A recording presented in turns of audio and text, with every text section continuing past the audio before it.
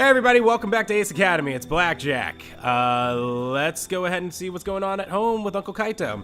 When I arrive home, Uncle Kaito is staring at the phone with a silly grin on his face. He seems happy. Stare at him with the same grin. Greet him normally. I step into his view and look at him with the same stupid grin. Kaito snaps back to reality and looks at me weirdly now. What's that look for? I could ask you the same thing. I just got off the phone with Yuki and I am saved. Yay! Saved? She called me today and apologized for going against our agreement. Aw, you work things out like adults and human beings. Pieces of our last conversation resurface in my memory.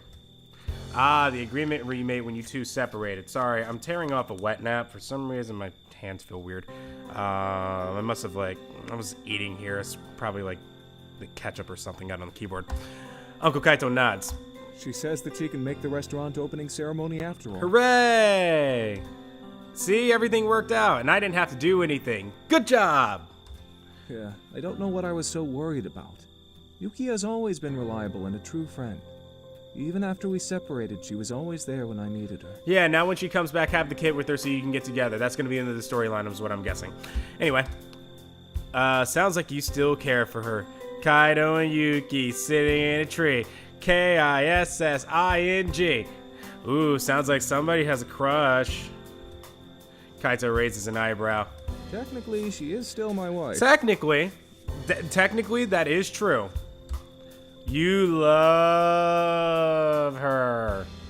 Who do you think you are, the love doctor? Yes, have you seen my dating resume thus far? I got here literally 2 weeks ago and I'm already dating 3 girls at the same damn time. Because I am the love doctor. I'm just saying. This is the way things are between Yuki and I, and this is how it needs to stay. Oh, well, okay. I guess you're just not going to be fun anymore. If you say so. So, I don't want to hear any more out of you. Uh-huh. Alright, I trust your judgment. You're grounded if you keep this up, mister. What? No!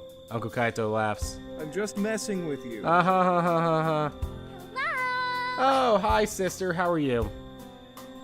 We both turn to see Nikki wearing her signature smile. As she glances over at me, her smile falters. Before you say it, I'll go clean up your bike now. Yes, do it right now. Clean up his bike?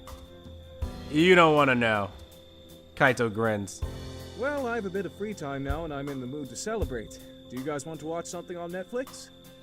I see, that's how they got away with that, with the Netflix. Nikki perks up at that idea, then stares pleadingly at me. Nikki? Before I have a chance to speak, she pouts her lips and looks at me with puppy dog eyes. You know that won't work. Please? Her voice chokes up. Fuck you. You know what? Fuck you. How about that one? Fuck you. Come on. There's got to be a secret option here. If I scroll around the keyboard, does the game glitch out or something like that? Does Monica pop up on the screen? Does the screen go... Alright, fine. Okay, fine. You can stay for 1 episode. Nikki beams. Yay! Thanks, bro. Yeah, clean my fucking bike! Kaito laughs at our exchange as we settle onto the couch. You are going to be in real trouble, kiddo, if you give in so easily to the ladies. Who says that I give in easy to all the ladies? She's my sister. It's different. She's if I don't, then she's just whatever. Only for me. Nikki leans against me and snuggles into a comfortable position. Don't snuggle up on me. That's my shoulder for Valerie and Kaori. What are you doing? Shush, pillow. I think about protesting, but realize how useless that'd be. Kaito notices my sigh of resignation and grins. Forget about being in trouble. You're already doomed. I shrug. You think I'd be immune to witchcraft after 17 years of this? What do you guys want to watch? Ooh. Gears of Throne, 2.5 Gears, Gears in Recreation, How I Met Your Gear. Okay, that's crazy. So, there's a girl that I actually dated, and we saw, I think, every season of... We got to the last season of How I Met Your Mother, and there was one episode where they say that German word or whatever, and it means, you haven't found the one, and yada, yada, yada, whatever. She actually broke up with me 2 days after we watched that episode, and I never finished How I Met Your Mother. And we were on the final season with maybe 6 episodes left. So no, I'm not picking How I Met Your Gear. That 70s gear, The Big Gear Theory, House of Gears, Breaking Gear. Ooh, Breaking Gear. Breaking Gear. I don't care about Agents of Gear or Modern Gear. I want Breaking Gear. Encino robotics professor who was diagnosed with cancer gets caught up in the world of methamphetamines. Okay. Methamphetamines to support his family financially after he's gone. Oh, this is my favorite show of all time. Do you guys remember when... No, we don't. No! Nikki and I put a hand over Kaito's mouth. No spoilers! Yeah, we haven't finished yet. Kaito nods and we remove our hands. Okay, sure. So that probably means you don't want to know that... No, we don't. Nikki quickly covers her ears. No! Stab! Stop! Stab! Ronnie! Stab! It's like fucking, I forgot what her name is on the Jersey Shore. Not Snooki, not... Fuck, Paulina? Angelina, right? I can't remember. This is great. I'll stop now. We both glare at Kaito suspiciously. Let's watch it. You won't hear any spoilers from me. It's the one who dated Ronnie, and I can't think of what her name is. Then it's settled. Kaito navigates through Netflix and selects the show. And my car still isn't clean. After binge watching a few episodes, Kaito stretches and pushes off the couch. That was a great break. I have to get some work done before midnight, though. Okay, bye! Alright. Don't stay up too late, you two. Okay. Kaito retreats into the kitchen where his laptops and papers are scattered. Hey, bike, still not cleaned. Nikki heaves a long sigh. Well, I guess it's time for me to clean off your bike. You're damn right it is. Before she can point her sad eyes at me, I shake my head. You can do it tomorrow. No! We don't have time for that, Fartfurter. She immediately brightens up. Okay. In that case, I'm going to get started on my homework. I hate you, Fartfurter. You're such a pushover. Ha! Homework. Yes, homework. Not all of us automatically ace exams, you know. Except for me. I shrug. I can't help it. Let me know if you need help, though. Thanks. It's nothing too difficult. Just a lot of questions to go through. Uh-huh. Okay. We both nod, say our goodbyes to Kaito, and head to our rooms. Apparently I tripped over something going up the stairs. I spend the rest of the evening relaxing until it's time to sleep. As I crawl into bed, my phone buzzes. I open a text from Sho. Really? I get a text from Sho this late at night? Not Valerie? Not... Kaori? Yuna wouldn't text me this late, but still, not one of those two at least. Heyo, guess what holiday is coming up next month? I'll give you a hint. We're all going to the beach. You interested? That's not telling me what holiday comes up. A holiday in which we all go to the beach. I have no idea what that holiday is, but I like it already. I text back. You know it. Great, I have to go to the beach with Sho now. Oh. Wow. Okay, so we're already doing a time jump. So actually, it's probably going to be a good episode to end this block with them. Time passes in a blur, and suddenly it's been a month since Nikki and I moved to Izokaze, and I started at Ace Academy. My team and I are stronger than ever, and our winning streak has not been broken. Kaori, Sho, Mayu, and I have spent evenings practicing in the hangar, learning how to anticipate each other's needs in the field. Yuna continues to manage our sponsorship from Dashu, and she becomes more comfortable with the team. Valerie works hard behind the scenes to continually update our gears, and after all the tweaks she had given Eagle, I'm more confident than ever in my mech's abilities. I had a surprising number of companies reach out to me to partner and research my core, but have declined each invitation. I don't feel comfortable having strangers poke around and prod on my dad's legacy, especially when I don't even understand what's going on myself. Why does it sound like we're at the end of the game? Aside from updating my gear, Valerie has spent majority of her free time investigating my core under supervision. She hasn't touched anything she shouldn't, I think. On the home front, Uncle Kaito is still as busy as ever. Yeah, this feels like we're at the end of the game. On the home front, Uncle Kaito is still as busy as ever now that his newly opened cafe has become insanely popular. Nikki spends most of her time at her school's cooking club, which has gained a lot of traction among the students. Sadly, that means I've had to fend for myself when it comes to food.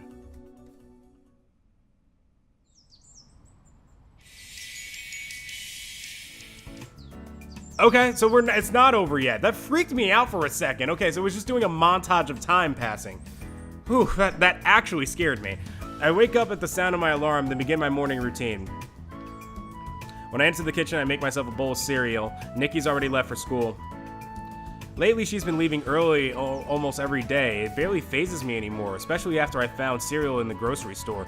The most expensive box of Tiger Flakes I've ever bought.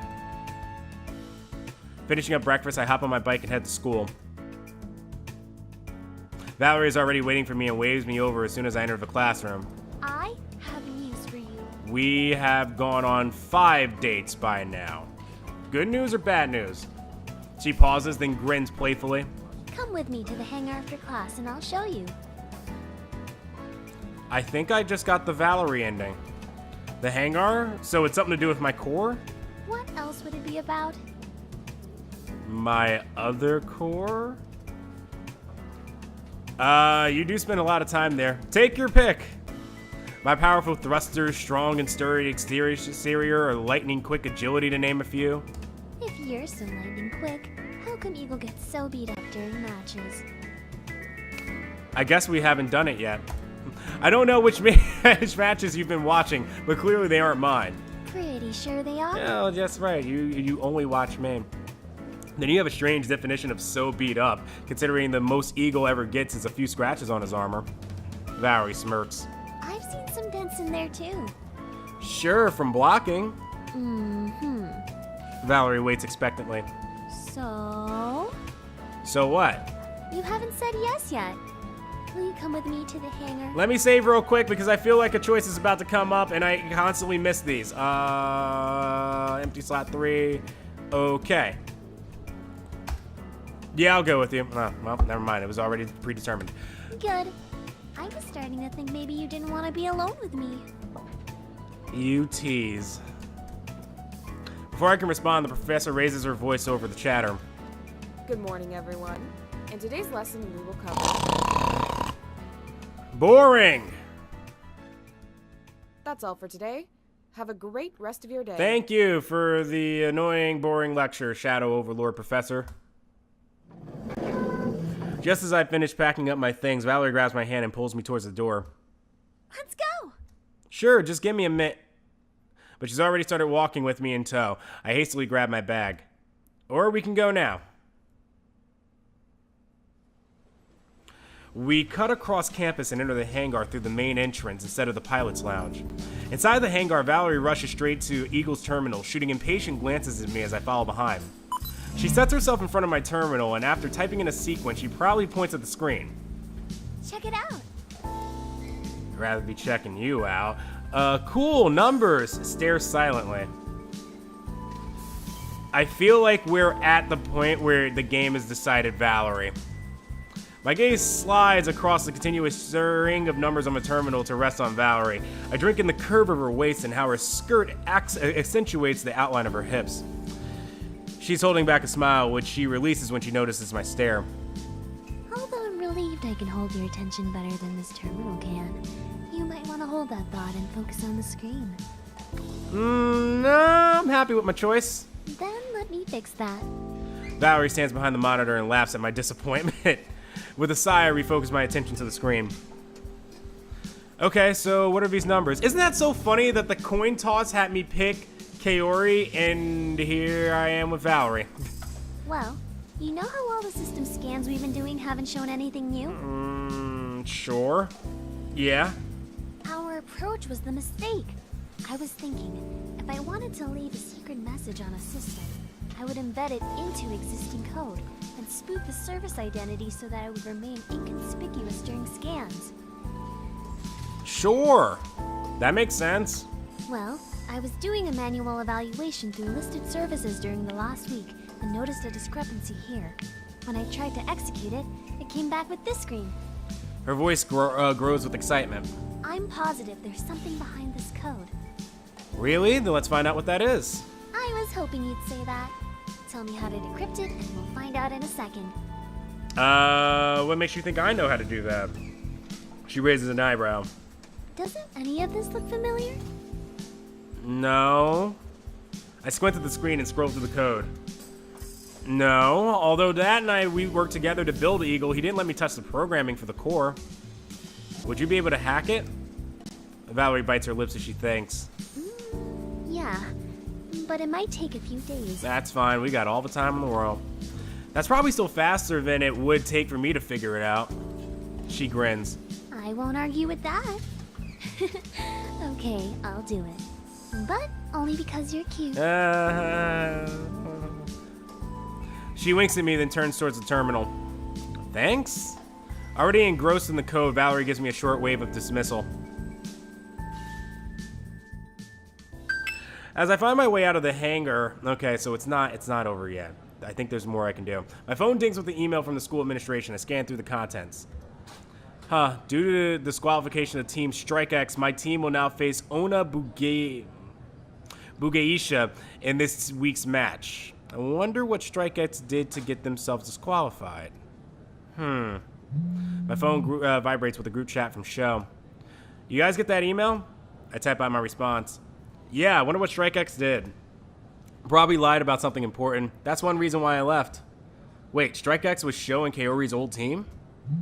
As I'm typing out a question for Show about what happened with him and StrikeX, a text from Mayu comes in.